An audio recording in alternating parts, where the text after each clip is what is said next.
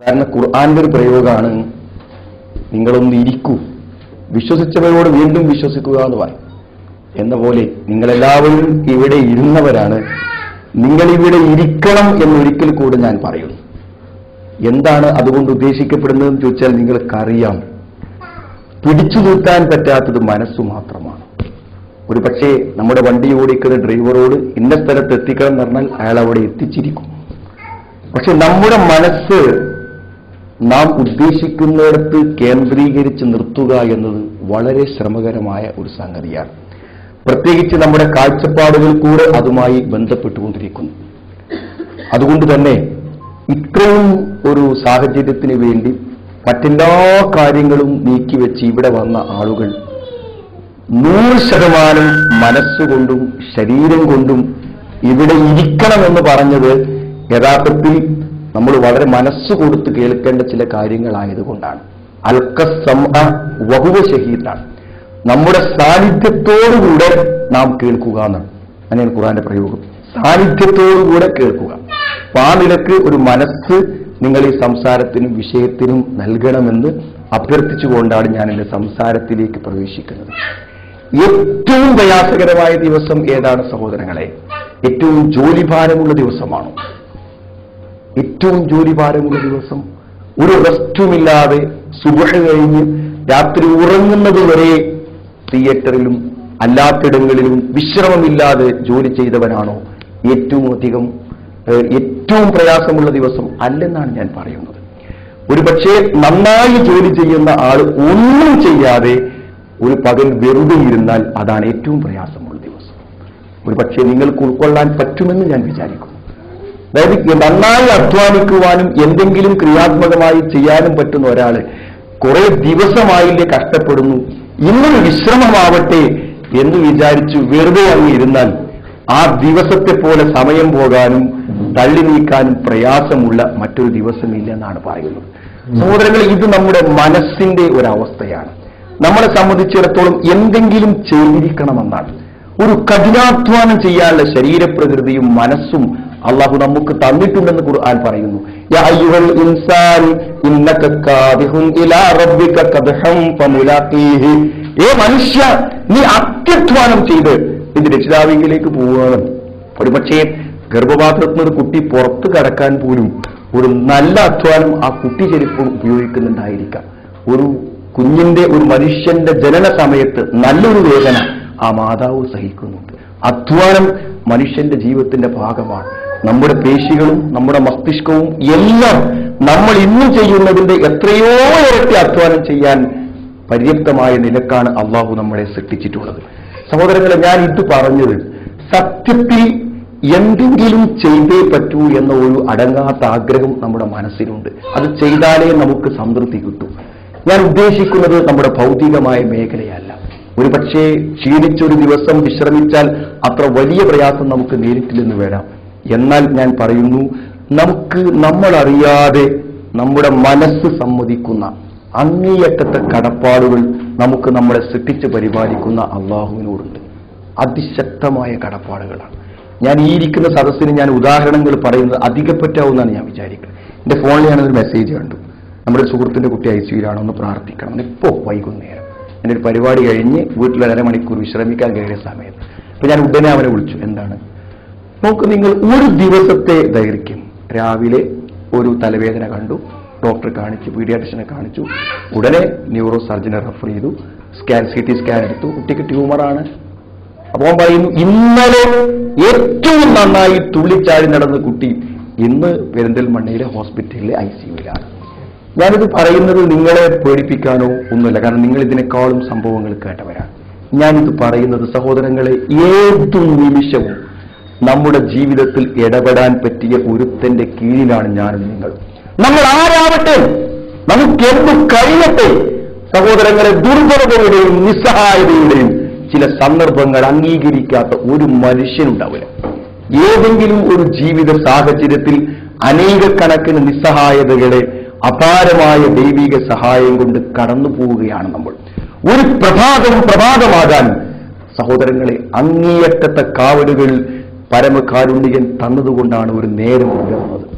ഇന്ന് നേരം പുലർന്ന് ഇന്ന് വൈകുന്നേരമാകുമ്പോൾ നമ്മുടെ ശ്രദ്ധയും നമ്മുടെ കാഴ്ചപ്പാടുമില്ലാതെ ഒരാൾ നമ്മെ കൈവെള്ളയിലേറ്റി കൊണ്ടു നടക്കുന്ന സഹായം കൊണ്ടാണ് നമ്മളൊക്കെ ജീവിച്ച് മുന്നോട്ട് പോകുന്നത്. അപ്പൊ ശരിക്കണ്ട് മനസ്സിലാക്കിയാൽ എന്തെങ്കിലും ഒന്ന് സൃഷ്ടിച്ച് പരിപാലിക്കുന്ന പരമദയാലുവായ അള്ളാഹുവിന് അല്പം അധ്വാനമുള്ള ഒരു കാര്യം ചെയ്തില്ലെങ്കിൽ ഒരു ദിവസത്തിൽ സംതൃപ്തി ഉണ്ടാവില്ല എന്നാണ് ഞാൻ പറഞ്ഞു കൊണ്ടുവന്നത്. എനിക്ക് മനസ്സിലാവുണ്ടാവും എന്ന് പറഞ്ഞാൽ എന്തെങ്കിലും ഒന്ന് ചെയ്തിരിക്കണം. അതാർക്ക് വരങ്ങൾ അള്ളാഹുവിനെ മനസ്സിലായവനെ ഈ സിരകളുടെ രക്തത്തെ സഞ്ചരിപ്പിക്കുന്ന അതിസൂക്ഷ്മമായ അവസ്ഥയിൽ നമ്മൾ സൃഷ്ടികൽപ്പന ചെയ്ത നമുക്ക് ജീവിക്കാൻ ആവശ്യമായ എല്ലാം തരുന്ന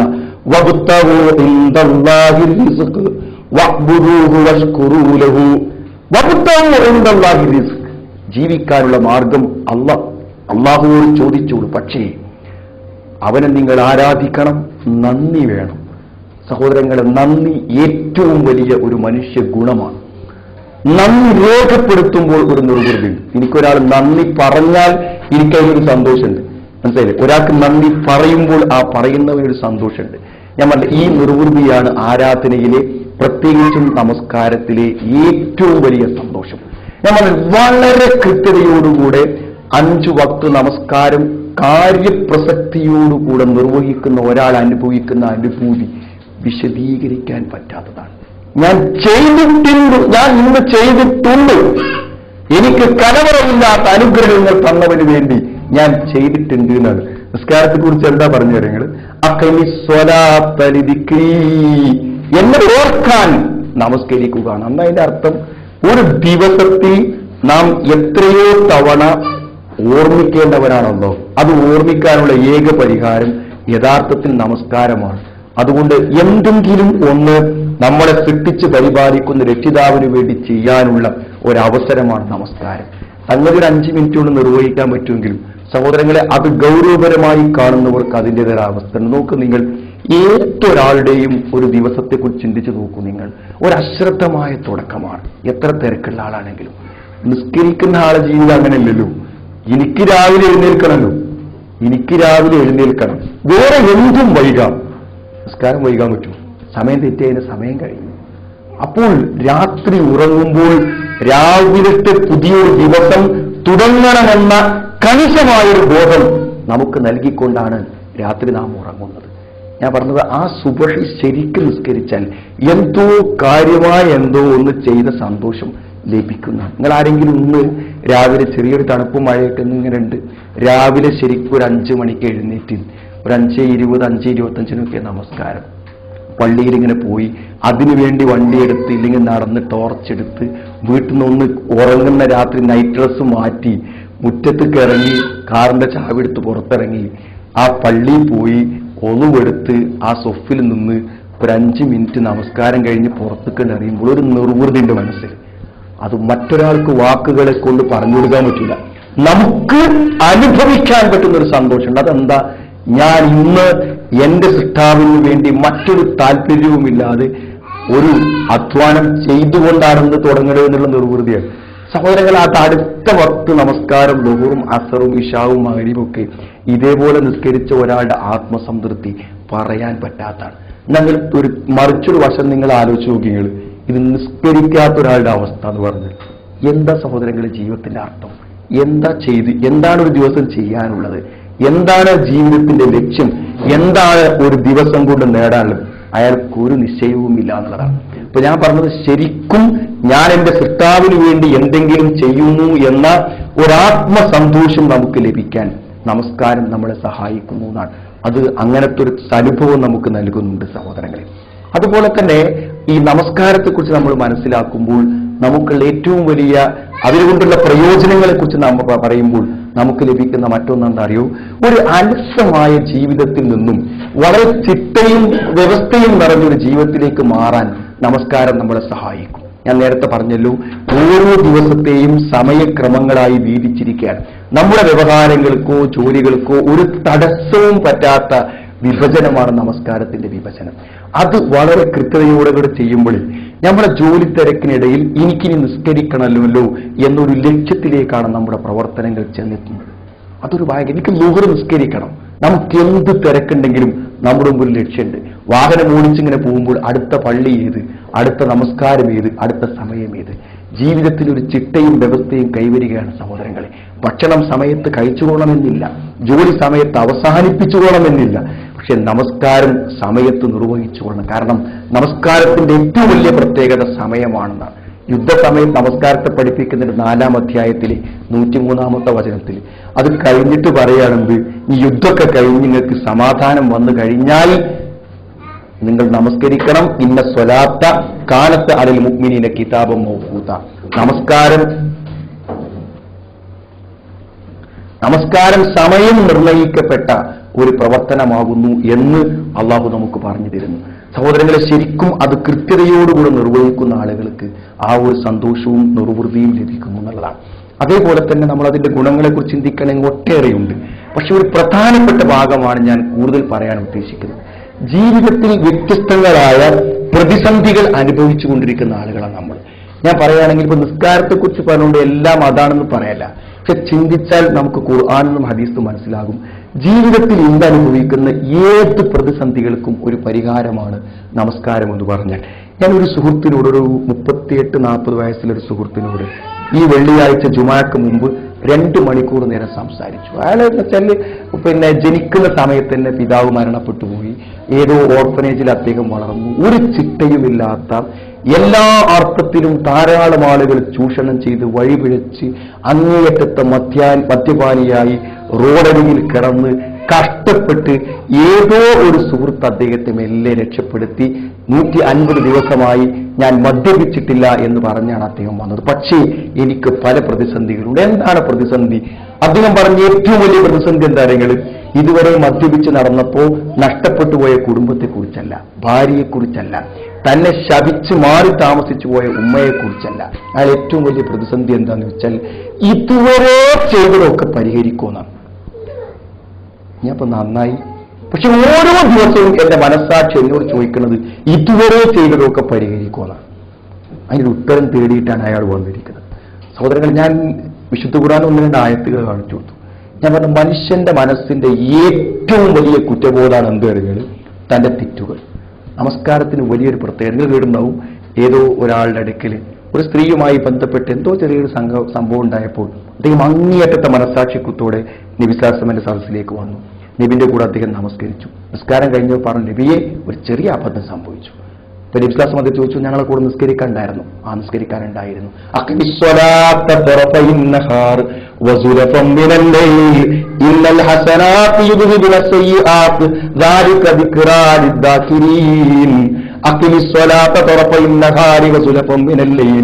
നമസ്കരിക്കാം. രാത്രിയുടെ ആദ്യത്തിലും പകലിന്റെ 2 അറ്റങ്ങളിലും നമസ്കരിക്കാം. ഇന്ന സ്വലാത്ത ഇന്നൽ ഹസനാത്ത് യുദ്ഹിബിന സയ്യിആത്ത്, നന്മകൾ തിന്മകൾ മായ്ച്ചു കളയുന്ന. സഹോദരങ്ങളെ, പാപമോചനത്തിന്റെ വല്ലാത്തൊരു സംഗതിയാണ് നിസ്കാരം. നിസ്കാരം എടുത്ത് പരിശോധിച്ചു നിങ്ങൾ. വജ്ജലത്തൂന് പകരം ഒരു പ്രാർത്ഥന ഉണ്ട്, അറിയാലോ.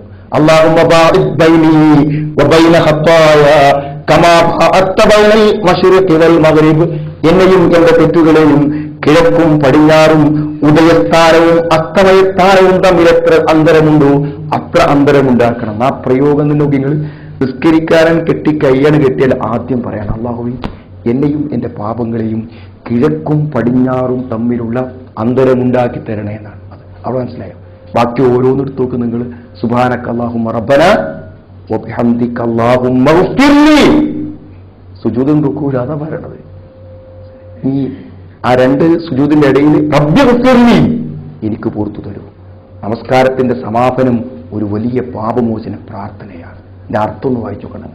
അല്ലാഹുമ്മ ഗ്ഫിർലി മാ ഖദ്ദംതു വമാ അഖർതു റബ്ബേ, ഞാൻ മുമ്പ് ചെയ്തതും ചെയ്യാനിരിക്കുന്നതും രഹസ്യമായതും അധികമായി ചെയ്തതും പരസ്യമായി ചെയ്തതും എല്ലാം എനിക്ക് പുറത്തു തരണം. എന്താ നോക്കുന്നത്? നമസ്കാരം മുഴുവൻ അതാണ്. ഈ നിസ്കാരത്തെക്കുറിച്ച് പറഞ്ഞ ഹദീസുകൾ നോക്കുങ്ങൾ. ആഴവും പരപ്പും ഒഴുക്കൊക്കെ ഉള്ള നദിയിൽ നിന്ന് കുളിച്ചാൽ എങ്ങനെയായിരിക്കും? ആ കുളിച്ചതിന്റെ ഒരു നിർവൃതി, മനസ്സിനെ കഴുകിയതിന്റെ ഒരു സന്തോഷം, ആത്മാവിനെ ശുദ്ധീകരിച്ചതിന്റെ സന്തോഷം, അത് നിസ്കരിച്ചാൽ കിട്ടുന്നതാണ്. ഞാൻ ഇതിന്റെ ഗുണങ്ങൾ ഇനിയും പറയുന്നതിന് മുമ്പ് എനിക്ക് പറയാം. സഹോദരങ്ങളെ, നമ്മൾ നിസ്കരിക്കാഞ്ഞിട്ടാണ്. അപ്പോൾ ചോദിക്കും നിസ്കരിക്കലില്ലേ? ഞാൻ പറയും, ഖുർആനിൽ നിസ്കരിക്കണം എന്ന് പറഞ്ഞിട്ടില്ല. ഖുർആനിൽ നിസ്കരിക്കണം എന്ന് പറഞ്ഞിട്ടില്ല. നിങ്ങൾ ആരെങ്കിലും അംഗീകരിക്കൂ? എത്ര സ്ഥലത്തുണ്ട് അഖീമുസ്സലാന്ന്? പക്ഷെ അഖീമുസ്സലാന്നേ പറഞ്ഞിട്ടുള്ളൂ. എന്താ അർത്ഥം അറിയോ? അഖീമുസ്സലാ എന്ന് പറഞ്ഞാൽ ഇഖാമത്തു സ്വലാത്ത് എന്നാൽ നിസ്കാരം നേരെ നിർവഹിക്കണം എന്നാണ്. പണ്ഡിതന്മാർ അതിനെക്കുറിച്ച് പറഞ്ഞ കാര്യങ്ങൾ ഒളുവിന്റെ കൃത്യത മുതൽ നമസ്കാരവുമായി ബന്ധപ്പെട്ട മുഴുവൻ കാര്യങ്ങളും ശ്രദ്ധിക്കണം എന്നാണ് അതിന്റെ അർത്ഥം. എന്നാണ് ഞാൻ പറഞ്ഞ അല്പം മനസ്സാന്നിധ്യത്തോടെ ഞാൻ സാധാരണ ചോദിക്കലുണ്ട്, സുഹൃത്തുക്കളെ ജോലി കഴിഞ്ഞ് ഈ ചുടുവേനലിൽ വന്ന് ബാത്റൂമിൽ കയറി ഒരു തോർത്തുമുണ്ടെടുത്ത് ഒരു ബക്കറ്റ് തണുത്ത വെള്ളം ഒഴിച്ചാൽ ഒരു അനുഭവം ഉണ്ടാവില്ല. ഇതിന് ഒരു അനുഭവം ഉണ്ടാവില്ല, നിർവൃതി ഉണ്ടാവില്ല. ഞാൻ പറഞ്ഞ അതിന്റെ ഒരു തരിമ്പ് നിർവൃതി പോലും അള്ളാഹുവിന്റെ മുമ്പിൽ കൈകെട്ടി മനസ്സ് തുറന്നിട്ട് ലഭിക്കുന്നില്ലെങ്കിൽ നാം നമസ്കരിക്കുന്നുവോ? സുഹൃത്തുക്കളെ, നാം നമ്മളോട് ചോദിക്കണം. ശരിക്കും ആത്മാവിൽ വെള്ളമൊഴിച്ച അനുഭവം ഉണ്ടാവും. 5 നേരം 5 പ്രാവശ്യം. ഇത് വെറും നദിയിൽ നിന്നല്ല, ആഴവും ഒഴുക്കുമുള്ള നദിയിൽ നിന്ന് കുളിക്കുന്ന പോലെ നിസ്കാരം നിറഞ്ഞാൽ നമുക്കത് അനുഭവത്തിൽ ലഭിക്കണ്ടേ? ഞാൻ പറഞ്ഞ അങ്ങനത്തെ ഒരു നിസ്കാരം. ഞാൻ സുഹൃത്തുക്കളോട് പറയാനുള്ളത്, നിസ്കാരത്തെ ഭൗതികമായി വ്യാഖ്യാനിക്കുക നിങ്ങൾ വിചാരിക്കരുത്. വെറുതെ രാവിലെ ഒരു 4 കിലോമീറ്റർ നടക്കാനിറങ്ങുന്നവർക്ക് ഒരു 10 മിനിറ്റ് യോഗ ചെയ്യുന്ന ഒരാൾക്ക് ഒരു നിർവൃതിയില്ല സഹോദരങ്ങളെ. ശരീരവും ആത്മാവും ഒന്നിച്ചിടപെടുന്ന ഒരു നിസ്കാരത്തിൽ ഒരു നിർവൃതിയും തോന്നുന്നില്ലെങ്കിൽ നമ്മുടെ നമസ്കാരം പുനഃപരിശോധിക്കപ്പെടേണ്ടേ എന്നാണ് ഞാൻ ചോദിക്കുന്നത്. അതിനൊരു പ്രാധാന്യം യഥാർത്ഥത്തിൽ നമസ്കാരത്തിനുണ്ട്. അപ്പോൾ ചോദിക്കുന്ന ഒരു ചോദ്യം എന്താണെന്ന് വിചാരിച്ചാൽ, പൊതുവേ ഒരു കോൺസെൻട്രേഷൻ കിട്ടുന്നില്ല. നിസ്കരിക്കുമ്പോൾ പലതും ഓർമ്മ വരുന്നു. സാധാരണ വെറുതെ ഇരിക്കുമ്പോൾ ഓർമ്മ വരാത്തും കൂടി നിസ്കരിക്കുമ്പോൾ ഓർമ്മ വരുന്നു. നിസ്കരിത്തിൽ ഭക്തി കിട്ടാൻ എന്തു വേണം? എത്രയോ സദസ്സുകളിൽ നിന്ന് ഞാൻ കേട്ട ചോദ്യം, നിങ്ങൾ കേട്ട ചോദ്യം. എന്താണ് സഹോദരങ്ങളെ മറുപടി? എന്താ സഹോദരങ്ങളെ? 100 കൂട്ടം തെറ്റുകളെ കൊണ്ട് അങ്ങേയറ്റത്തെ മനസ്സാക്ഷിക്കുത്തും കുറ്റബോധവും അനുഭവിച്ചിട്ട് ഒരു 5 മിനിറ്റ് നേരം നമ്മൾ അങ്ങനെ ഭക്തിയിൽ നിൽക്കാൻ നടക്കൂ? നിങ്ങൾ പറയും നടക്കൂ? ഒരു ഫലഭൂയിഷ്ടിയുമില്ലാത്ത മണ്ണിൽ എത്ര നല്ല ഫാമെന്ന് കൊണ്ടുവന്ന ഒരു ചെടി വെച്ചാലും ഉണങ്ങിയ പോലെ സഹോദരങ്ങളെ. ഭക്തിയുള്ള ഒരു മനസ്സിന് ഭക്തിയുള്ള ഒരു നമസ്കാരമുണ്ടാവും. ഞാൻ ഇന്നെന്റെ ജോലിസ്ഥലത്ത് വെച്ച് അനേകം ആളുകളെ വഞ്ചിച്ചു കളഞ്ഞു നിൽക്കുന്നു. എന്റെ സമ്പത്തിൽ മായമുണ്ട്, എന്റെ രഹസ്യ ജീവിതത്തിൽ ധാരാളം തകരാറുകളുണ്ട് എന്ന് ചിന്തിക്കുന്ന ഒരുത്തൻ ചെറുപ്പത്തിൽ ശീലിച്ച ഒരു നിർബന്ധത്തിന് വഴങ്ങി സഹോദരങ്ങളെ ഏതെങ്കിലും പള്ളിയിലോ ഓഫീസിന്റെ മൂലയിലോ ഒരു മുസല്ലയിട്ട് അല്പം പോലും മനസ്സാന്നിധ്യമില്ലാതെ നിസ്കരിച്ചാൽ ഒരു പ്രാർത്ഥനയുടെ നിർവൃതി അയാൾക്ക് കിട്ടും. ഇപ്പൊ നിസ്കരിക്കുമ്പോൾ എന്താ ഓരോന്ന് മനസ്സിൽ വരുന്നതെന്ന് ചോദിക്കുമ്പോൾ അതിന്റെ മറുപടി എന്താ? നിങ്ങൾ കുറ്റബോധമാണ്. ഞാൻ നിസ്കരിച്ചിട്ട് കാര്യമുണ്ടോ? ഞാൻ ആരാണ് എന്ന് നമ്മുടെ മനസ്സാക്ഷി നമ്മളെ വിചാരണ ചെയ്യാൻ നിസ്കരിക്കാൻ വേണ്ടി നിൽക്കുമ്പോൾ അപ്പൊ എന്തേ മാർഗമുള്ളൂ? കുറച്ചൊന്ന് നമ്മുടെ ജീവിതത്തെ തിരുത്തി വന്നാലേ സഹോദരങ്ങളെ നമസ്കാരത്തിന്റെ ഒരു നിർവൃതി ശരിക്കും നമുക്ക് അനുഭവിക്കാൻ പറ്റും. അപ്പൊ മനസ്സിന്റെ ഒരു പ്രതിസന്ധിയാണ് പാപങ്ങളെ കുറിച്ചുള്ള കുറ്റബോധം. ആ കുറ്റബോധങ്ങളിൽ നിന്ന് രക്ഷപ്പെടാനുള്ള ശരിയായ ഒരു വഴിയാണ് എന്ത്? നിസ്കാരം പരിഹാരം തന്നെയാണ്. എത്ര നിസ്കാരത്തിന് ബന്ധപ്പെടും. ഒതു കൊടുത്താൽ എന്തിനാ? നിങ്ങൾ ഒതുവിന്റെ അവയവങ്ങളിലൂടെ നമ്മുടെ തിന്മകൾ പൊഴിഞ്ഞു പോകുന്നത് ഹദീസിലുള്ളതാണ് ഞാൻ പറയുന്നത്. പള്ളിയിലേക്ക് ഒരാൾ നടന്നു പോകുമ്പോൾ അയാൾ ഓരോ കാലെടുത്ത് വെക്കുമ്പോഴും ഒരു നന്മ എഴുതപ്പെടും, ഒരു തിന്മ മായ്ക്കപ്പെടും. ആലോചിച്ച് നോക്ക് നിങ്ങൾ. നിസ്കാരം കൊണ്ട് പൊറുക്കപ്പെടുന്ന അവസ്ഥ ആലോചിച്ചൊക്കെ നിങ്ങൾ. മുക്കഫിറാത്തും മാബൈനഹുന്നാണ്. ഒരു നിസ്കാരം കഴിഞ്ഞ് അടുത്ത നിസ്കാരത്തിനിടയ്ക്ക് സംഭവിച്ചു പോകുന്ന ചെറു തെറ്റുകൾ അതിന്റെ ഇടയിലുള്ള അടുത്ത നിസ്കാരം വരുന്നൂടെ പൊറുക്കപ്പെടുന്നതാണ്. എത്ര ഓഫറുകളാണ്! പക്ഷെ നമ്മൾ അതൊന്ന് മനസ്സാന്നിധ്യത്തോടെ നിർവഹിക്കണം എന്നതാണ് സഹോദരങ്ങളെ ഏറ്റവും പ്രധാനപ്പെട്ട ഒരു കാര്യം. അപ്പോൾ പാപങ്ങളുടെ മാനസിക പ്രതിസന്ധികൾക്കൊരു പരിഹാരമാണ് യഥാർത്ഥത്തിൽ നമസ്കാരം എന്ന് പറഞ്ഞാൽ. രണ്ടാമത്തെ ഒരു കാര്യം എന്താണെന്ന് വിചാരിച്ചാൽ സഹോദരങ്ങളെ, ഒരു വിശ്രമം വേണ്ട മനസ്സിന്. ആർക്കാണത് വേണ്ടാത്തത്? എന്തെങ്കിലും ഒരു മനസ്സിനൊരു ഉല്ലാസം കിട്ടാതെ ആർക്കാ ജീവിക്കാൻ പറ്റുക? നമ്മളൊക്കെ ജോലികളും കാര്യങ്ങളും അങ്ങനെയല്ലേ. നമ്മുടെ കുട്ടികൾക്കൊക്കെ അത് വേണം. നമ്മുടെ കുട്ടികളോട് അത് വേണ്ട ഇത് വേണ്ട എന്നൊക്കെ പറയുമ്പോഴും കുട്ടികളുടെ ആ പഠനത്തിന്റെയും ജീവിതത്തിന്റെയും തിരക്കിൽ അവർക്ക് ഉല്ലാസത്തിന് എന്തെങ്കിലും വേണം. അത് കൂടുതൽ ടെൻഷനും ബുദ്ധിമുട്ടൊക്കെ പേർന്ന് നമുക്കത് വേണം. അതെന്താണ് സഹോദരങ്ങളെ? അതെന്താണ്? ഞാൻ പറഞ്ഞ കളികളോ വ്യായാമങ്ങളെയോ ഞാൻ എതിർക്കുന്നില്ല, ആവശ്യമാണ് ജീവിതത്തിൽ. പക്ഷേ അതിലൊരു വ്യായാമത്തിന് സന്തോഷം കിട്ടുന്നുണ്ടെങ്കിലും എന്റെ സമയം ഞാൻ ശരിക്കും പ്രയോജനപ്പെടുത്തിയോ എന്ന ചെറിയൊരു കുറ്റബോധം വലിയ തിരക്കുള്ളവർക്കൊക്കെ ചിലപ്പോൾ മനസ്സിൽ തോന്നും. മനസ്സിന് ശരിക്കും വിശ്രമം കിട്ടുന്ന കാര്യങ്ങൾ യാത്ര ഇങ്ങനെ പോയിക്കൊണ്ടിരിക്കുന്ന സമയത്ത് നബി സ്വല്ലല്ലാഹുവിന്റെ ബാങ്ക് വിളിക്കുന്ന മുഅദ്ദിനായിട്ടുള്ള ബിലാലിനെ വിളിക്കും. യാ ബിലാൽ അരിഹ്ന ബിഹ യാ ബിലാൽ, ബിലാലെ ഞങ്ങൾക്കൊരു സമാധാനം തരൂ, റെസ്റ്റ് തരൂ, മനസ്സിനൊരു സന്തോഷം തരൂ. എങ്ങനെ സന്തോഷം തരേണ്ടത് സഹോദരങ്ങളെ? ബാങ്ക് കൊടുക്കാൻ വേണ്ടി പറയാണ്. ബാങ്ക് കൊടുത്തിട്ട് നിസ്കരിക്കാനാണ് നിൽക്കുമ്പോൾ ജീവിതത്തിൽ വല്ലാത്തൊരു റിലാക്സേഷൻ, സന്തോഷം നമുക്ക് ലഭിക്കുന്നതാണ് പറയുന്നത്. അതുകൊണ്ട് നമസ്കാരത്തെക്കുറിച്ച് ഹദീസ് പറഞ്ഞ അസ്വലാത്ത് നൂർ എന്നാണ്. അസ്വലാത്ത് നൂർ എന്ന് പറഞ്ഞാൽ നമസ്കാരം വെളിച്ചമാണെന്നാണ്. വെളിച്ചത്തെക്കുറിച്ച് ഞങ്ങൾക്ക് പറഞ്ഞു തരേണ്ട ആവശ്യമില്ലല്ലോ സഹോദരങ്ങളെ. വെളിച്ചം എന്ന് പറഞ്ഞാൽ എന്താ നമുക്ക് എല്ലാവർക്കും അറിയാം. ഇപ്പോൾ ഇവിടെ വെളിച്ചുണ്ട്, ഇതൊന്നും കൂടെ ഈ ബാക്കിയുള്ള ലാമ്പുകൾ കൂടെ തെളിയുകയാണെങ്കിൽ എത്ര അവസ്ഥയൊക്കെ മനസ്സെന്നെ മാറുന്നു. വെളിച്ചത്തിന്റെ ശക്തി കൂടുമ്പോൾ നമ്മുടെ മനസ്സെന്നെ മാറും. ഞാൻ പറഞ്ഞു, ശരിക്കും മനസ്സിന്റെ ഉള്ളിൽ വെളിച്ചം നിറക്കാൻ, ഇരുമ്പ് ആശങ്കകൾ നിറഞ്ഞ മനസ്സിൽ വെളിച്ചം പകരാൻ നമസ്കാരത്തിന് പറ്റും. നമസ്കാരം ശരിക്കും നമുക്ക് വെളിച്ചവും മനസ്സമാധാനവും ആശ്വാസവും നൽകുമെന്ന് പറയുന്നു. അതിലേറെ എന്തായാലും നിവിക്കാസം പറയുന്ന ഒരു വചനമുണ്ട്, എനിക്ക് ഈ ദുനിയാവിൽ ഏറ്റവും ഇഷ്ടം എൻ്റെ ഭാര്യമാരും അതേപോലെ തന്നെ സുഗന്ധവുമാണ് എന്നാണ്. ആ ഹദീസിന്റെ ബാക്കി എന്താ പറയുന്നത്?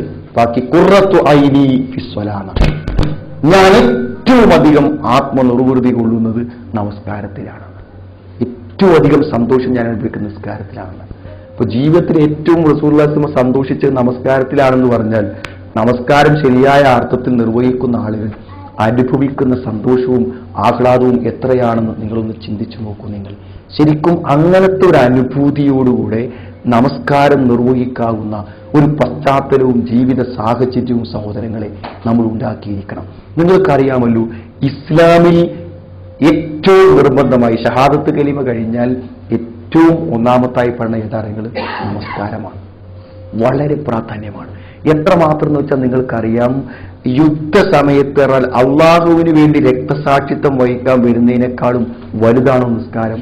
ആ സമയത്ത് പോലും നിസ്കരിക്കാൻ പറഞ്ഞത് മാത്രമല്ല, അത് ജമാഅത്തായി നിർവഹിക്കാനുള്ള രൂപങ്ങൾ പഠിപ്പിച്ചു കൊടുക്കണം. ശത്രുവിനെ നേരിടുന്ന സമയത്ത്, ശത്രുവിന് അഭിമുഖമായി നിൽക്കുമ്പോൾ, ശത്രു അഭിമുഖമല്ലാതിരിക്കുമ്പോൾ എങ്ങനെ നിസ്കരിക്കണം എന്ന് പഠിപ്പിച്ചു കൊടുക്കണം. എന്താണ് അതിന് ഇത്ര പ്രാധാന്യം എന്ന് വെച്ചാൽ സഹോദരങ്ങൾ, അത് നമ്മുടെ മനസ്സിനെയും ജീവിതത്തെയും അതിനുമാത്രം സ്വാധീനിക്കുന്നു എന്ന് ആർക്കറിയാമെങ്കിലും പടച്ചോനറിയാൻ പറ്റും. പടച്ച തമ്പുരാൻ നമുക്ക് വെച്ച സംവിധാനങ്ങളിലൂടെ മാത്രമേ നമുക്ക് ജീവിതത്തിന്റെ സന്തോഷവും ആഹ്ലാദവും അനുഭവിക്കാൻ പറ്റുള്ളൂ. ഈ നിസ്കരിക്കാത്ത, നമസ്കാരം നിർവഹിക്കാതെ ഒരാൾ മരണപ്പെട്ടാൽ അയാൾ അവിശ്വാസിയായി മരണപ്പെട്ടു പോകുന്നു എന്ന് പറഞ്ഞാൽ ആ നമസ്കാരത്തിന്റെ പ്രാധാന്യം മനസ്സിലാക്കാൻ നമുക്ക് വലിയ പ്രയാസം ഉണ്ടാവില്ല. അപ്പൊ സഹോദരങ്ങളെ, അതിന്റെ അർത്ഥത്തിലും രൂപത്തിലും നിർവഹിക്കുമ്പോൾ നമ്മുടെ മനസ്സിന്റെ എല്ലാ പ്രതിസന്ധികളും പരിഹരിക്കും. അതിലിപ്പോ ഒന്ന് ഞാൻ പറഞ്ഞു, പാപങ്ങളെക്കുറിച്ചുള്ള കുറ്റബോധമാണ് മനുഷ്യന്. അതിന് ഏറ്റവും വലിയ പരിഹാരം സഹോദരങ്ങളെ നമസ്കാരം തന്നെയാണ്. അതേപോലെ തന്നെ നമുക്ക് നമസ്കാരത്തെക്കുറിച്ച് ചിന്തിക്കുമ്പോൾ മനസ്സിലാക്കാൻ പറ്റുന്ന ഒരു കാര്യമാണ് ഒരു ആത്മവിശ്വാസം. എന്നാൽ ശരിക്കും ഇപ്പോൾ പരലോകമൊക്കെ മനസ്സിലാക്കിയ ആൾക്കാരെയൊക്കെയാണ് നമ്മുടെ കൂട്ടത്തിലുണ്ടാകുക. സത്യത്തിൽ നിങ്ങൾ ആലോചിച്ച് നോക്കൂ സഹോദരങ്ങളെ, മരിക്കുന്നതോടുകൂടെ സംഭവിക്കുന്ന ഒരവസ്ഥ ഖുർആൻ നമുക്ക് പറഞ്ഞു തരുന്നുണ്ട്. എന്ന് പറഞ്ഞാൽ മരണം എന്ന് പറഞ്ഞാൽ സാധാരണഗതിയിൽ ഒരു എൻഡായിട്ടാണ് നമ്മളൊക്കെ കാണുന്നത്. ഒരു എൻഡായിട്ടല്ല, ഒരു മാറ്റമായിട്ടാണ് ഖുർആൻ നമുക്ക് പഠിപ്പിച്ചത്. ഒരു ചേഞ്ച്, ഈ ലോകത്തിലെ ജീവിതത്തിൽ നിന്നും പുതിയൊരു ജീവിതത്തിലേക്കുള്ള ഒരു മാറ്റം എന്നാണ് യഥാർത്ഥത്തിൽ നമസ്കാരത്തെക്കുറിച്ച് പറയുന്നത്. അള്ളാഹുവിന്റെ അടുക്കിലേക്കുള്ള തിരിച്ചുള്ള ഒരു യാത്ര. ഇപ്പൊ മരണം എന്ന് പറഞ്ഞാൽ ശരിക്ക് ഉറക്ക് പോലെയാണെന്ന് ഖുർആൻ പറയുന്ന സൂറത്ത് സുമർ 39-ാമത്തെ അധ്യായത്തിൽ എല്ലാവർക്കും അറിയാൻ പറ്റും. വല്ലാഹു യതവഫൽ അൻഫുസ ഹീന മൗതിഹാ വല്ലതീ ലം തമുത് ഫീ മനാമിഹാ വല്ലാഹു യതവഫൽ അൻഫുസ ഹീന മൗതിഹാ. മരിക്കുന്നവന്റെ ആത്മാവിനെ മരിക്കുമ്പോൾ പിടിക്കുന്നു, മരിക്കാത്തവന്റെ ആത്മാവിനെ ഉറക്കത്തിലാണ് പിടിക്കുന്നത്. അപ്പൊ ശരിക്ക് ഉറക്കം സമം മരണം എന്നാണ് പറഞ്ഞിരുന്നത്. ഉറക്കം സമം മരണം, മരണം സമം ഉറക്കം എന്ന് നമുക്ക് പറയാൻ പറ്റും. എത്ര കൃത്യമായിട്ടാണ് മരണത്തെ അള്ളാഹു നമുക്ക് മനസ്സിലാക്കി തരുന്നത് സഹോദരങ്ങളെ. പിന്നെ ഒന്ന് ചിന്തിച്ചു നോക്ക് നിങ്ങൾ അതിന്റെ ഒരു അവസ്ഥ. പലപ്പോഴും നമ്മൾ കുറച്ച് ദൂരം കാണുന്നുണ്ട്. ഞാൻ കഴിഞ്ഞ ആഴ്ച ഒരു പരിപാടിക്ക് വേണ്ടി പോയപ്പോൾ രാവിലെ 6 മണിക്ക് ജോലി സ്ഥലത്തേക്ക് ബൈക്കെടുത്ത് പോയ ആളെ ളുഹർ നമസ്കരിക്കാൻ ആൾക്കാർ പള്ളിയിൽ വരുന്നതിന് മുന്നേ ആക്സിഡന്റ് പറ്റി മരിച്ച് പോസ്റ്റ്മോർട്ടം കഴിഞ്ഞ് മറവ് ചെയ്തിട്ടാണ് ആൾക്കാർ വന്നത്. എത്ര സെക്കൻഡ് കൊണ്ടാണ് ഒരു മനുഷ്യന്റെ ജീവിത മാറ്റം നിങ്ങൾ ആലോചിക്കും നിങ്ങൾ. അപ്പൊ സത്യത്തിൽ നമ്മളെ മനസ്സിലൊരു ആശങ്കയാണ്, അവിടെ പോയ എൻ്റെ അവസ്ഥ എന്താവും? അതൊന്ന് മനസ്സിലാക്കുമുണ്ടാവട്ടും. ഞാൻ പറയുന്ന നരകത്തെക്കുറിച്ചും സ്വർഗത്തെക്കുറിച്ചും ഒക്കെ ശരിക്കും ഖുർആാനെന്നും ഹദീസെന്നും ഒക്കെ പഠിച്ച് മനസ്സിലാക്കണം. ഈ ലേണിംഗ് ക്ലാസിന്റെ ഒക്കെ ഒരു പ്രാധാന്യം അതാണ്. നിങ്ങൾ ഖുർആൻ ഹദീസ് ലേണിംഗ് ക്ലാസ്സുകളെ കുറിച്ച് ഞങ്ങൾ പറയാറുള്ളതാണ്. ശരിക്കും ആളുകൾ എന്താ വെച്ചാൽ, ഞാൻ ഇതിന് ഉദാഹരണം പറയാറുള്ളത്, സ്കൂളിലൊക്കെ നമ്മൾ പഠിക്കുന്ന സമയത്ത് ആൾക്കാർ ഒരു 10-20 പൈസ കൊടുത്താൽ നമുക്കെതിരെ മക്കോ മദീനയും കാണിച്ചു. ചെറുപ്പത്തിൽ ഞാൻ സ്കൂളിലുള്ള സമയത്തുണ്ടായിരുന്ന ഒരു സംഗതിയാണ്. എന്താന്ന് വിചാരിച്ചാൽ നമ്മൾ ആ അതിലൂടെ ഇങ്ങനെ ചെറിയ ലെൻസിലൂടെ ഇങ്ങനെ നോക്കിക്കഴിഞ്ഞാൽ എന്ത് ചെയ്യുന്നറിയോ, ആ ചിത്രങ്ങൾ ഫിലിമുകൾ ഇങ്ങനെ വളരെ വ്യക്തമായിട്ട് നമുക്ക് കാണാം. അപ്പോൾ സത്യം ഒരിക്കലും അതൊന്നും കാണാത്ത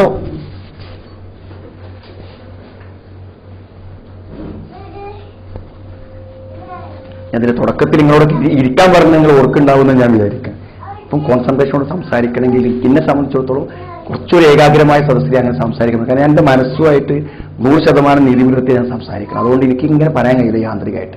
അതുകൊണ്ട് വലിയ അത്യാവശ്യമൊന്നുമില്ലാത്ത ആൾക്കാർ മൊബൈൽ എടുക്കാതിരിക്കുക, സഹകരിക്കുക. നമ്മുടെ ക്ലാസ് ഇതൊരു വലിയ ദൗത്യത്തിന് വേണ്ടി ഒന്നാണെന്നുള്ളത് നിങ്ങൾ മനസ്സിലാക്കേണ്ടതാണ്. അപ്പൊ ഞാൻ പറഞ്ഞത് സാധാരണഗതിയിൽ എന്താ വെച്ചാൽ നമ്മളിങ്ങനെ നോക്കുമ്പോൾ ഇത്ര വലുപ്പമുള്ള ഒരു സാധനത്തിലൂടെ ലെൻസിന്റെ ശക്തി കൊണ്ട് നമ്മളൊരു പുതിയ ലോകം കാണുന്ന പോലെ നമുക്ക് തോന്നും. എന്ന പോലെ ശരിക്കുണ്ടല്ലോ, ഞങ്ങളൊക്കെ ലേണിംഗ് ക്ലാസ്സിൽ ഇങ്ങനെ ആയത്തുകൾ എഴുതിയിട്ട് ആ ആയത്തുക്ക് ഇങ്ങനെ ആൾക്കാർ നോക്കിയിരിക്കണുണ്ടാൽ എനിക്ക് തോന്നൽ എന്താ, നിങ്ങൾ ലോകത്തൊരത്ഭുത കാഴ്ചയും ആൾക്കാർ അങ്ങനെ കാണൂല. കാരണം അത്രയും വലിയ വിസ്മയങ്ങളിലേക്കാണ് അവിടെ കണ്ണുകൾ നോക്കുന്നതെന്ന് നമുക്ക് സദസ്സക്ക് നോക്കിയാൽ മനസ്സിലാവും. കാരണം അതൊരു വല്ലാത്ത അനുഭവമാണ് സഹോദരങ്ങളെ.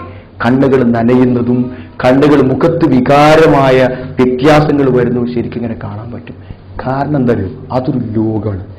ആയിരക്കണക്കിന് വചനങ്ങളിലൂടെ സ്വർഗവും നരകമൊക്കെ ഇങ്ങനെ കാണിച്ചു തരാൻ. അതിങ്ങനെ കാണുമ്പോഴാണ് നമുക്ക് നമ്മളെ ഒരു ആത്മവിചാരണയ്ക്ക് പറ്റുക. ഞാൻ നരകത്തെക്കുറിച്ച് 2 ആയത്ത് ഖുർആൻ നോക്കട്ടെ.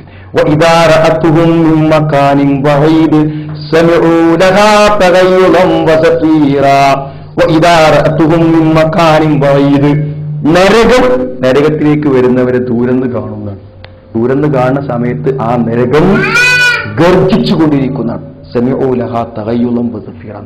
അപ്പൊ നരകം പ്രതികരണ ശേഷിയുള്ള ജീവനുള്ള ഒന്നായിട്ടാണ് നരകത്തെ കുറിച്ച് പറഞ്ഞു തരുന്നത്. സൂറത്തു കാഫിൽ നിങ്ങൾക്കറിയാലോ, യൗമ നഖൂലു ജഹന്നമ ഹലിൻ തലഅതി ഫതഖൂലു ഹൽ മിൻ മസീദ്. യൗമ നഖൂലു ജഹന്നം, നാം നരകത്തോട് ചോദിക്കും, ഹലിൻ തലഅതി, നിനക്ക് മതിയായോ, തഖൂലു ഹൽ മിൻ മസീദ്, ഇനിയുമുണ്ടോ എന്ന് നരകം ചോദിച്ചുകൊണ്ടിരിക്കുന്ന. അർത്ഥം എന്താ സഹോദരങ്ങളെ? 2 ഹദീസ് ഞാൻ പറയാം. സത്യത്തിൽ ഇവിടുത്തെ തീയിന്റെ 70 ഇരട്ടി ശക്തിയുള്ള നരകത്തിൽ കത്തിയെരിയാൻ ഈ മനുഷ്യന്റെ പ്രകൃതിക്ക് പറ്റൂലല്ലോ. മനുഷ്യന്റെ പ്രകൃതി മാറ്റുന്നതാണ് ആവല്ലേ. മനുഷ്യന്റെ തൊലിയുടെ കട്ടിയെപ്പറ്റി ഹദീസിൽ പറയുന്ന വാക്ക് നമുക്ക് ഹദീസിൽ പറയണം എന്താന്ന് വിചാരിച്ചാൽ, ഇവിടെ നിന്നൊരു 3 ദിവസം നടന്നാൽ എത്ര ദൂരം നടക്കാൻ പറ്റുമോ അത്ര കട്ടിയുണ്ട് മനുഷ്യന്റെ തൊലിക്ക്. ഞാൻ പറഞ്ഞ മരണത്തിനപ്പുറത്തുള്ള പരലോകത്തിലെ ഒരു കാര്യവും നമ്മുടെ ഭാവനയിൽ നമുക്ക് കാണാൻ പറ്റൂല. നിർസുൽ കാഫിർ, ഒരു അവിശ്വാസിയുടെ നരകത്തിൽ കിടക്കുന്ന ഒരുത്തന്റെ പല്ലെന്ന് പറഞ്ഞാൽ ഊതുമലയോളം വലിപ്പമുണ്ട്. അതൊക്കെ സ്വഹീഹായ ഹദീസുകളാണ്. ഞാൻ പറഞ്ഞത് നരകത്തെ ശരിക്കും ഖുർആനെന്നും ഹദീസിനും കണ്ടാൽ നാം നമ്മുടെ നെഞ്ചത്ത് കൈവച്ച് ചോദിക്കും, എനിക്കെന്താ ഉള്ളത്? ആ ചോദ്യത്തിന് മരിക്കുന്ന സമയത്തുള്ളൊരു ഉത്തരാണ് നമസ്കാരം. ഞാൻ നിസ്കാരം സമയം തെറ്റില്ല. ഞാൻ ഫ്ലൈറ്റിൽ യാത്ര ചെയ്യുന്ന സമയത്ത് പോലും എന്റെ നിസ്കാരം ഞാൻ മുടക്കിയിട്ടില്ല.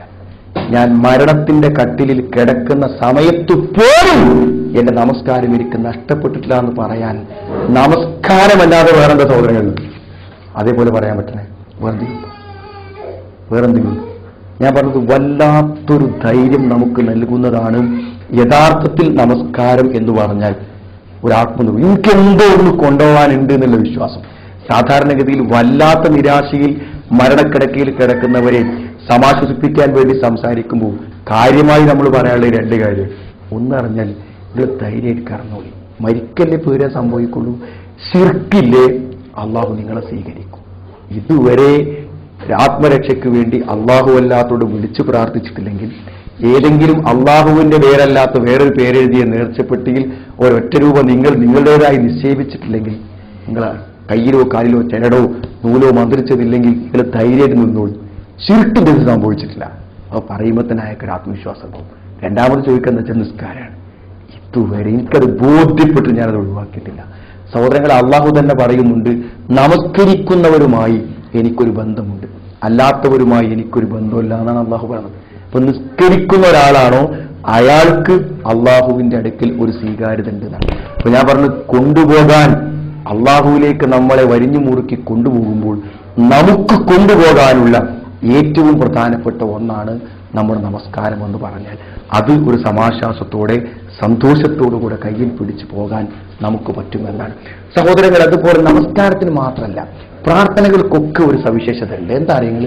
എന്താ നമുക്ക് നമ്മളെ എല്ലാ കാര്യങ്ങളും ആരോടെങ്കിലും ഒന്ന് തുറന്നു പറയണമെന്നുണ്ടാവും. ഇപ്പോൾ അടുത്ത കാലത്തുള്ള ഏറ്റവും വലിയ പ്രശ്നമാണ് എന്ത്?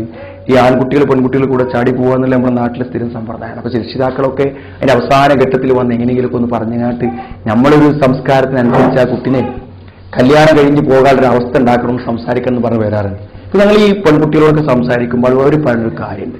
എന്താ പറയുക, കോമൺ ആയിട്ടുള്ള കാര്യം പറയുന്നത് മനസ്സിൽ വീട്ടിലൊക്കെ കുറേ പ്രശ്നങ്ങളുണ്ട്, അതൊക്കെ ഒന്ന് തുറന്ന് പറയാൻ ഞാൻ അയാളോട് തുറന്ന് പറഞ്ഞു. ആരോട്?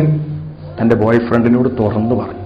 അത് തുറന്നാൽ പറഞ്ഞപ്പോൾ ഒരു ബന്ധം എനിക്ക് അയാളും അയാൾക്ക് ഇന്നുണ്ട്, വേറെ ഒന്നും ഇതില്ല, ഞങ്ങൾ അങ്ങനത്തെ എന്തെങ്കിലും തെറ്റായ കാര്യങ്ങളൊന്നും ചെയ്യുന്നില്ല എന്നൊക്കെ പറയും. മനസ്സ് തുറക്കുന്നവരുടെ ഒരു അടുപ്പുണ്ടാവും. അപ്പൊ ഈ എന്താ വെച്ചാൽ വാപ്പ പോയാലും ഉമ്മ പോയാലും മതം പോയാലും എനിക്ക് അയാൾ മതിയെന്നാണ്. കാരണം എന്റെ മനസ്സ് ശരിക്ക് ഞാൻ തുറന്നതാണ്. അതിപ്പോൾ വിവാഹം കഴിഞ്ഞാലും ഭാര്യ മനസ്സ് തുറക്കുന്ന ഭർത്താവിനാണ്, ഭർത്താവ് മനസ്സ് തുറക്കുന്ന ഭാര്യയോടാണ്. സഹോദരങ്ങളെ ശരിക്കും നിങ്ങൾ ആലോചിക്കുക, അങ്ങനെ ചെയ്തോന്നോ എനിക്കറിയില്ല. രാത്രിയൊക്കെ ഇങ്ങനെ ഏകാന്തമായി എഴുന്നേറ്റിട്ട് രാത്രി നമസ്കാരം ഉണ്ടല്ലോ, രാത്രി നമസ്കാരമൊക്കെ ഇങ്ങനെ കഴിഞ്ഞിട്ട് നമുക്കുണ്ടല്ലോ കുറെ പറയാൻ. അതൊക്കെ തികച്ചും നമ്മളോട് അടുത്ത് നിൽക്കുന്ന നാഥനോട് പ്രാർത്ഥനയിലൂടെ ഇങ്ങനെ എണ്ണി പറഞ്ഞാൽ ഒരു നിർവൃതി കിട്ടാണ്ട് ആ നിർവൃതി നമസ്കാരത്തിലുണ്ട്. ശരിക്കും തുറന്ന് ഇങ്ങനെ സംസാരിച്ച് മനസ്സ് തുറക്കുന്ന ഒരു സമയമാണ് യഥാർത്ഥത്തിൽ നമസ്കാരം. പ്രാർത്ഥനകൾ, ഏത് പ്രാർത്ഥനകൾക്കുണ്ട്. നിങ്ങൾ ആ പ്രവാചകന്മാരുടെ പ്രാർത്ഥനകളൊന്നും ഇങ്ങനെ എടുത്ത് പരിശോധിച്ചാൽ മതി. ശരിക്കും എന്താണെന്ന് വിചാരിച്ചാൽ എനിക്കൊരു കുഞ്ഞിനെ തരണേ എന്നല്ല സക്കരിയ നബി പ്രാർത്ഥിച്ചത്. ആ പ്രാർത്ഥനയുടെ വചനങ്ങൾ നിങ്ങൾ നോക്കൂ. നിങ്ങൾ എനിക്കൊരു കുട്ടിയെ തരണേ എന്ന് പറഞ്ഞാൽ അള്ളാഹുവിന് മനസ്സിലാവില്ല, പക്ഷെ മനസ്സിന്റെ വേദന വെച്ചിട്ടാണ് ആ പറഞ്ഞത്.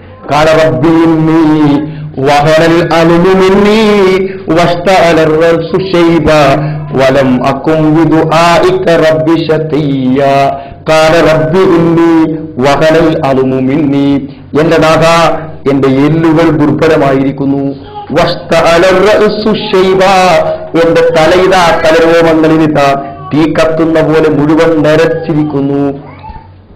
വലം അകും ബിദുആഇക റബ്ബി ശഖിയ്യ, നിന്നോട് പ്രാർത്ഥിക്കുന്ന കാര്യത്തിൽ ഞാൻ ഒരിക്കലും ദൗർഭാഗ്യവാനായിട്ടില്ല. നിന്നോട് പ്രാർത്ഥിച്ചതൊന്നും എനിക്ക് ലഭിക്കാതെ പോയിട്ടില്ല. നിന്നോട് പ്രാർത്ഥിക്കുന്നതിൽ എനിക്ക് നിരാശ ബാധിച്ചിട്ടില്ല. നിന്നിൽ നിന്നും എനിക്കൊരു അനന്തരാവകാശിയെ പ്രദാനം ചെയ്യണമേ. ഇതെന്തൊക്കെ പറയണത്? എന്ന് ശോഷിച്ചു പോയി, എന്റെ തല നരച്ച് കത്തുന്നു. സഹോദരങ്ങളെ, പ്രാർത്ഥനകൾ അങ്ങനെ മനസ്സ് തുറന്നു പറയുന്ന കാര്യങ്ങളാണ്. ആ യാത്രന്റെ പ്രാർത്ഥന ഉണ്ടല്ലോ, പ്രാർത്ഥന യാത്രക്കുള്ളൊരു പ്രാർത്ഥനയാണ്. അതൊരു വല്ലാത്ത പ്രാർത്ഥനയല്ലേ സഹോദരങ്ങളെ, അല്ലേ? പിന്നെ വെള്ളത്തിൽ വീണ് മരിച്ച കുട്ടിനെ പോസ്റ്റ്മോർട്ടം കഴിഞ്ഞ് കൊണ്ടുവന്ന് കിടത്തിയിട്ട് വാപ്പ ഗൾഫിൽ നിന്ന് വന്ന് കാണുന്ന ആദ്യ രംഗം എനിക്ക് എപ്പോഴെങ്കിലും അനുഭവം ഉണ്ടാവില്ല. കുട്ടിനെ ഇവിടുന്ന് ഇങ്ങനെ ഉമ്മ കൊടുത്ത് പോയിട്ട് തിരിച്ചിങ്ങനെ വന്നിട്ട് നേരെ എയർപോർട്ടിൽ നിന്ന് വന്നിട്ട് വാപ്പക്കൊന്നും ഇങ്ങനെ കാണിച്ചു കൊടുത്തിട്ട് ആണ് കൊണ്ടുപോകാന്ന് വിചാരിക്കുന്ന സമയമാണ്. ആ പിഞ്ചോമന പൈതലിന്റെ മുഖം തുറന്ന് കാണുന്ന ഒരു സമയമുണ്ട്. ആ പ്രാർത്ഥന ഇങ്ങനെ ഓർമ്മ വരും നമുക്ക്. അല്ലാഹു അക്ബർ, അല്ലാഹു അക്ബർ, അല്ലാഹു അക്ബർ. അത് മനസ്സിനൊരു വല്ലാത്ത ധൈര്യമാണ്. 3 വട്ടം പറയണമെന്നാണ്, 3 പ്രാവശ്യം പറയണമെന്നാണ്. വാഹനത്തിലൊക്കെ ഫ്ലൈറ്റിലൊക്കെ കയറിയാൽ ഉടനെ അല്ലാഹു അക്ബർ, അല്ലാഹു അക്ബർ, അല്ലാഹു അക്ബർ, അല്ലാഹു ഏറ്റവും വലിയവൻ, അല്ലാഹു ഏറ്റവും വലിയവൻ. അത് പറയുമ്പോൾ തന്നെ നമുക്ക് ആത്മവിശ്വാസമായി. നമ്മൾ കുറെ പേടിയോട്ട് മനസ്സിലിരിക്കുകയാണല്ലോ, പടച്ചുണ്ടല്ലോ വലിയവനായിട്ട്. എന്നിട്ട് എന്താ പറഞ്ഞത് നിങ്ങൾ? അല്ലാഹുമ്മ ഇന്നാ നസ്അലുക ഫീ സഫരിനാ ഹാദാ അൽ ബിർറ വത്തഖ്വ വമിനൽ അമലി മാ തർള. പടച്ചോനെ, നിന്നോട് ചോദിക്കുന്നു, സൂക്ഷ്മതയെ ചോദിക്കുന്നു, നല്ല പ്രവർത്തനങ്ങൾ, നിനക്ക് തൃപ്തിയുള്ള കാര്യങ്ങൾ, അതൊക്കെ യാത്രയിൽ സംഭവിക്കാവുന്നതാണ്. അല്ലാഹുമ്മ അൻത സാഹിബു ഫിസ് സഫർ വൽ ഖലീഫതു ഫിൽ അഹ്ലി. നിനക്ക് പറയണം, പടച്ചോനോടൊന്ന് സഹായിക്കാൻ പറഞ്ഞാൽ പോരെ. പടച്ചോനെ, വീട്ടിൽ നീയാണുള്ളത് കാവൽ. അൻത സാഹിബു ഫിസ് സഫർ, എന്റെ യാത്രയിൽ എനിക്ക് കാവലായി നീയാണ് എന്നോടൊപ്പം ഉള്ളത്. എന്റെ വീട്ടിൽ എന്റെ പ്രതീതിയായി നിശ്ചയിച്ചത് നിന്നെയാണ് ഞാൻ. അല്ലാഹുമ്മ ഹവ്വിൻ അലൈനാ സഫറനാ ഹാദാ, നാഥ ഈ യാത്ര ഒന്ന് ലഘൂകരിച്ചു തരണം. വതുവി അന്നാ ബുഅദ, ദൂരം കുറച്ചു തരണം. ദൂരം ഞങ്ങൾക്ക് നീ ചുരുക്കി തരണം. ഓരോന്ന് പറയുന്ന സഹോദരങ്ങളെ, അല്ലാഹുമ്മ ഇന്നി അഊദു ബിക മിൻ ബഅസാഇ സഫർ വകആബത്തിൽ മൻദർ വസൂഇൽ മുൻഖലബി ഫിൽ മാലി വൽ അഖൽ. തിരിച്ചു വരുമ്പോൾ എൻ്റെ കുട്ടികളിലും എൻ്റെ മക്കളിലും ദാരുണമായ കാഴ്ചകൾ എനിക്ക് നാഥാ നീ കാണിച്ചു തരരുത് എന്ന്. എന്താണ് ആ പ്രാർത്ഥന കാര്യങ്ങൾ? എന്തിനാ അങ്ങനെയൊക്കെ പ്രാർത്ഥിക്കുന്നത്? ആ പ്രാർത്ഥിക്കുന്നതോടൊപ്പം നമ്മുടെ മനസ്സും കൂടെ പാകപ്പെടാൻ. വേദനകൾ വരുമ്പോൾ പ്രാർത്ഥിക്കാൻ വേണ്ടി പ്രാർത്ഥന കാര്യം. എവിടെയെങ്കിലുമൊക്കെ വേദന തോന്നിയാൽ പ്രാർത്ഥിക്കാൻ വേണ്ടി ഒരു പ്രാർത്ഥന. ആ പ്രാർത്ഥന വല്ലാത്തൊരു മനഃശാസ്ത്ര ഇല്ല സഹോദരങ്ങളെ. ആ പ്രാർത്ഥനയുള്ള ഭാഗത്തൊന്ന് കൈവെക്കാൻ, വലത്തെ കൈവെക്കാൻ, എന്നിട്ട് പറയാൻ പറഞ്ഞ് ബിസ്മില്ലാഹി ബിസ്മില്ലാഹി ബിസ്മില്ലാഹി, അള്ളാഹുവിന്റെ നാമത്തിൽ അള്ളാഹുവിന്റെ നാമത്തിൽ. അടുത്ത വാക്കെന്തറിയും? അല്ലാഹുമ്മ ഇന്നി അഊദു ബിഖുദ്റതിക. നാഥ നിനക്ക് കഴിവുണ്ടല്ലോ, നിന്റെ കഴിവുകളെ മുൻനിർത്തി ഞാൻ നിന്നോട് രക്ഷ ചോദിക്കുന്നു. മിൻ ശർരി മാ അജിദു, ഞാൻ ഇപ്പോൾ സഹിച്ചുകൊണ്ടിരിക്കുന്ന കാര്യത്തിൽ. അവസാനിച്ചില്ല, ഇനി വരുമെന്ന് ഭയപ്പെടുന്ന കാര്യത്തിൽ. ഈ വേദന ഇനി എന്തായി മാറുമെന്നാണോ ഞാൻ ആശങ്കപ്പെടുന്നത്, അതിൽ നിന്നുകൂടെ ഞാൻ നിന്നോട് രക്ഷ ചോദിക്കുന്നു. സഹോദരങ്ങളുടെ വല്ലാത്തൊരു പേര് തോന്നുമ്പോൾ ഒരു 3 വാക്ക് പറയാൻ 7 വട്ടം പറയണമെന്ന്. ആദ്യത്തെ 3 ചിലക്ക് എഴുതും. ഞാൻ പറഞ്ഞ അതങ്ങ് റിപ്പീറ്റ് ചെയ്യുമ്പോൾ തന്നെ അവരുടെ വേദന പോവും. കാരണം അതൊരു ആത്മവിശ്വാസം പകരുന്നതാണ്. ഞാൻ പറഞ്ഞ ഏത് പ്രാർത്ഥനകൾക്കും അങ്ങനെയുണ്ട്. ഇപ്പൊ നിസ്കാരം അങ്ങനെ തന്നെ. ഞാൻ പറഞ്ഞ ആദ്യാവസാനം വരെ നിസ്കാരം ശരിക്കും നമ്മൾ നിർവഹിച്ച് കഴിയുമ്പോൾ ഒക്കെ അള്ളാഹുവിനോട് തുറന്നു പറയുന്നതിന്റെ ഒരു നിർവൃതി, ഒരാത്മസന്തോഷം നമുക്ക് ലഭിക്കും. അത് നമസ്കാരത്തിന്റെ വളരെ പ്രധാനപ്പെട്ട ഒരു പ്രയോജനമാണ് സഹോദരങ്ങളെ. അതിലുപരി നമസ്കാരത്തെക്കുറിച്ച് പറയുമ്പോൾ നമുക്ക് ധാരാളക്കണക്കിന് പ്രതിഫലം നമുക്ക് നേടിത്തരാൻ പറ്റുന്ന ഒന്നാണ് നമസ്കാരം. എത്രയാണ് നമസ്കാരത്തിന്റെ മഹത്വങ്ങളെക്കുറിച്ച് പറയുന്നതെന്ന് കേട്ടാൽ എത്രയോ പ്രതിഫലങ്ങളാണ് നമുക്ക് നമസ്കാരം കൊണ്ട് കിട്ടുന്നത്. ഇതൊക്കെ നമുക്ക് ലഭ്യമാകുന്ന ഈ നമസ്കാരത്തെ നമ്മുടെ ഹൃദയത്തിന്റെ വെളിച്ചമായി, നമ്മുടെ ജീവിതത്തിന്റെ ഏറ്റവും പ്രധാനപ്പെട്ട ഒരാത്മധൈര്യമായി നമ്മൾ യഥാർത്ഥത്തിൽ സ്വീകരിക്കുമ്പോൾ അതിന്റെ ഒരു അനുഭവം നമ്മളെ സംബന്ധിച്ചിടത്തോളം ഉണ്ടാവുമെന്നാണ്. പക്ഷേ ഇതിന്റെ ഒരു സെക്കൻഡ് പാർട്ടായി പറയേണ്ട കാര്യങ്ങളുണ്ട്. അതും കൂടെ സഹോദരങ്ങളിലേക്ക് ഞാൻ സൂചന പറയണം. പക്ഷെ സാധാരണഗതിയിൽ നിങ്ങൾക്ക് എല്ലാവർക്കും പരിചയമുള്ള ഒരു സൂറത്താണ് സൂറത്തുൽ മാഊൻ. എല്ലാവർക്കും പരിചയമുണ്ട്. അറഅയ്തല്ലദീ യുകദ്ദിബു ബിദ്ദീൻ ഫദാലികല്ലദീ യദ്ഉൽ യതീം. അതൊന്ന് വായിച്ച് മനസ്സിരുത്തി ആ സൂറത്തൊന്ന് വായിച്ചു നോക്കിയാൽ നിങ്ങൾക്ക് മനസ്സിലാകുന്ന കാര്യമാണ്. ഫവൈലുൽ മുസല്ലീൻ, നമസ്കരിക്കുന്നവർക്ക് നാശം. കേട്ടിട്ടില്ലേ? ഫവൈലുൽ മുസല്ലീൻ, നമസ്കരിക്കുന്നവർക്ക് നാശം. ഞാൻ പറഞ്ഞ എന്ത് താക്കീതിന് വേണ്ടി പറയുകയാണെങ്കിലും ശേഷമുള്ളത് വിശദീകരിക്കുമ്പോൾ നമുക്ക് മനസ്സിലാകുമെങ്കിലും അതൊരായത്താണല്ലോ. നമസ്കരിക്കുന്നവർക്ക് നാശം എന്ന് പറയുന്നത് ഒരായത്തല്ലേ ഖുർആനിൽ. അതിന്റെ വ്യാഖ്യാനം വിശദീകരണത്തിലേക്കൊക്കെ നമുക്ക് വരാം, ഒരു പ്രശ്നമല്ല. പക്ഷെ അവിടെ എന്താണ് പറഞ്ഞത് നിങ്ങൾ നോക്കൂ. നിങ്ങൾ അതാണ് മനസ്സിലാക്കുന്നത്. ചില ആളുകളുടെ ഒരു വിചാരം എന്താ? നമ്മളിങ്ങനെ ഈ സമൂഹവുമായും ചുറ്റുപാടുമായും ഒരു ബന്ധമില്ലാതെ നമ്മളിങ്ങനെ നിസ്കരിച്ചുകൊണ്ടിരിക്കുക, ആരാധന അനുഷ്ഠിച്ചുകൊണ്ടിരിക്കുക. നമ്മൾ പള്ളിയിൽ ഒരു 10 ദിവസം 3 ദിവസം 40 ദിവസം 50 ദിവസം 60 ദിവസം ഇങ്ങനെ കഴിച്ചുകൂടുക.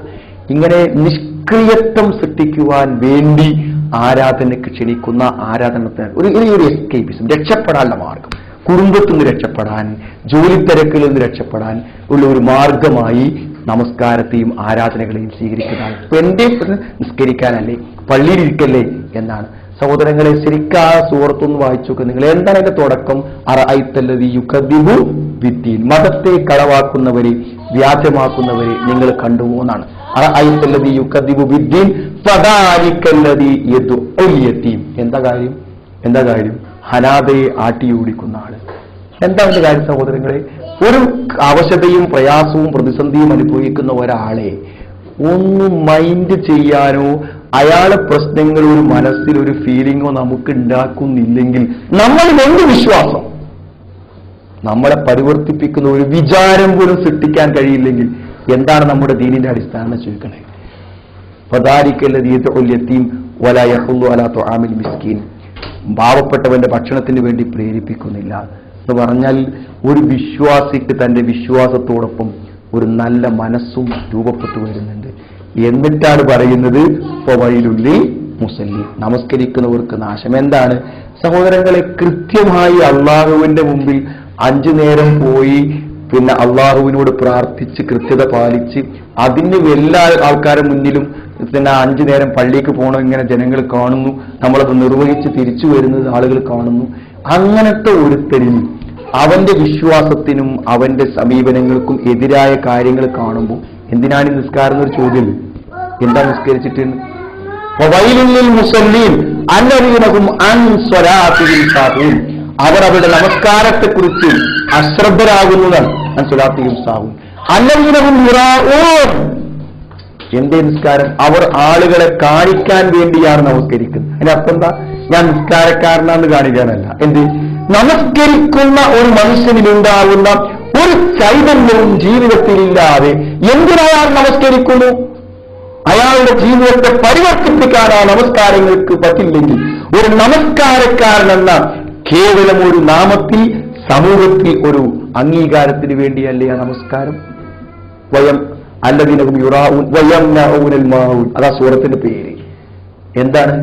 ഏതെങ്കിലും ഒരാൾ പ്രത്യേകിച്ച് നഷ്ടം വരാത്ത ഒരു പരോപകാര വസ്തു ചോദിച്ചാൽ പോലും കൊടുക്കാനുള്ള മനസ്സ് അയാൾക്കില്ലാണ്. നമ്മൾ ഒരു വിശ്വാസി എന്ന നിലയ്ക്ക് നമ്മളെ പരലോകത്തെക്കുറിച്ചുള്ള ബോധമാണ്, എന്തെങ്കിലും ഒരു സൽക്കർമ്മം ചെയ്താൽ പ്രതിഫലം കിട്ടുന്ന ബോധമാണ് നമ്മൾ ചെയ്യാൻ പ്രേരിപ്പിക്കുന്നത്. നമുക്ക് നഷ്ടം വരാത്തൊരു വസ്തു ഒരാൾക്ക് കൊടുക്കാനുള്ള ഒരു മനസ്സും കൂടി ഇയാളെങ്ങനെ നിസ്കരിക്കുമെന്നാ ചോദിക്കുന്നു. അല്ല നിസ്കാരം. അപ്പൊ നമസ്കാരം എന്ന് പറഞ്ഞാൽ ജീവിതത്തെ പരിവർത്തിപ്പിക്കേണ്ട ഒന്നാണ്. അപ്പൊ നമ്മൾ നിസ്കാരമൊക്കെ ഉണ്ട്, പക്ഷെ പരിചയമായി മറ്റു ജീവിതത്തിലെ തോന്നിവാസങ്ങളുമായിട്ടുള്ള ബന്ധങ്ങൾ നിലനിർത്തുന്നുവെങ്കിൽ ആ നമസ്കാരം നമ്മളെ പരിവർത്തിപ്പിക്കാത്ത നമസ്കാരമാണ്. ഇന്ന സ്വലാത്ത തൻഹാ അനിൽ ഫഹ്ശാഇ വൽ മുൻകർ. നമസ്കാരം ചീത്ത പ്രവർത്തികളിൽ നിന്ന് മനുഷ്യനെ തടയുമെന്നാണ്. അപ്പോൾ ഞാൻ ഇതുവരെ പറഞ്ഞ ഈ കാര്യങ്ങൾ വെച്ച് സഹോദരങ്ങളെ നമ്മൾ ചിന്തിക്കുമ്പോൾ നമ്മുടെ നമസ്കാരം അല്പം കൂടെ ഏകാഗ്രതയോടുകൂടെയും ആവശ്യബോധത്തോടുകൂടെയും നമ്മൾ നിർവഹിക്കുന്നുവെങ്കിൽ നമുക്ക് ഇതുവരെ കിട്ടാത്ത എന്തൊക്കെയോ നമസ്കാരത്തിൽ നമുക്ക് ലഭിക്കാനിരിക്കുന്നു എന്ന് മനസ്സിലാക്കാൻ ഒരുപക്ഷെ എന്റെ ഈ ഹ്രസ്വമായ സംസാരം കൊണ്ട് നിങ്ങൾക്ക് സാധിച്ചിരിക്കുമെന്ന് ഞാൻ വിശ്വസിക്കുന്നു. ഞാൻ തുടക്കം മുതൽ പറഞ്ഞ കാര്യങ്ങൾ നിങ്ങൾക്ക് ഓർമ്മയുണ്ടായിരിക്കും. ശരിക്കും നമ്മുടെ ജീവിതത്തെ പരിവർത്തിപ്പിക്കുവാൻ പറ്റുന്ന, നമ്മുടെ ജീവിത പ്രതിസന്ധികളിൽ നിന്ന് മോചിപ്പിക്കാൻ പറ്റുന്ന, നമ്മുടെ മനസ്സിനെ സന്തോഷിപ്പിക്കാൻ പറ്റുന്ന, ഇരുട്ടുകളിൽ നിന്നും നമ്മുടെ മനസ്സിന് വെളിച്ചം പ്രദാനം ചെയ്യുന്ന എന്തോ ഒന്ന് എന്റെ കൈവശമുണ്ടെന്ന ആത്മവിശ്വാസത്തോടെ പരലോകത്ത് യാത്ര പോകാൻ പറ്റുന്ന, നാളെ പരലോകത്ത് ഒട്ടനവധി പ്രതിഫലങ്ങൾ നമുക്ക് ലഭിക്കുന്ന, മനസ്സ് തുറന്ന് അല്ലാഹുവോട് പറഞ്ഞതിന്റെ നിർവൃത്തി അനുഭവിക്കാൻ പറ്റുന്ന ആശ്വാസവും സമാധാനവും നൽകുന്ന ഒന്നാണ് യഥാർത്ഥത്തിൽ നമസ്കാരം. അതുകൊണ്ടാണ് ഖുർആൻ വളരെ പ്രാധാന്യവും നമ്മളിത് പഠിപ്പിച്ചത്. ഇൻഷാ അല്ലാഹ് നമസ്കാരത്തിന്റെ രൂപങ്ങളെക്കുറിച്ചും അതിന്റെ മറ്റു കാര്യങ്ങളെക്കുറിച്ചുമാണ് അടുത്ത നമ്മുടെ ഫോക്കസിൽ സംസാരിക്കാൻ എനിക്ക് പറയാനുള്ളത്. എത്രയോ വർഷങ്ങളായി നമ്മൾ നിസ്കരിക്കുന്നു. ഒരാളെ നമ്മൾ ചോദിക്കാറുണ്ട്, ആദ്യം ഒതുകൊടുക്കുമ്പോൾ കൈ കഴുകുമ്പോൾ രണ്ട് കൈയും കഴുകണോ, ഒന്നിച്ച കഴുകണ്ട, അത് ഓരോ കൈയും 3 പ്രാവശ്യം കഴുകണം എന്ന് ഒരാൾ ചോദിച്ചാൽ നമ്മൾ ഒതുക്കെടുക്കുന്നുണ്ടാവും. പക്ഷെ നമുക്കൊരു കൺഫ്യൂഷൻ ആവാൻ സാധ്യത. അതുകൊണ്ടാണ് കേട്ടു പഠിച്ചതും മനസ്സിലാക്കിയതും ഒരു പഠനം ശരിയായ രൂപത്തിൽ പഠിക്കാതിരിക്കുമ്പോൾ നമുക്കൊരു ആശയക്കുഴപ്പമുണ്ടാകാൻ. എന്നും ഒരു 5 മിനിറ്റോട് പഠിക്കാൻ പറ്റുള്ളൂ. നമുക്ക് എന്തുകൊണ്ട് ശരിക്കും പഠിച്ചുകൂടാ? ഒരു അല്പം സമയം മെനക്കെട്ടാൽ കിട്ടുന്ന നമസ്കാരം, ശരിയായൊരു നമസ്കാരം നമുക്ക് എന്തുകൊണ്ട് ശീലിച്ചുകൂടാ, പഠിച്ചുകൂടാ?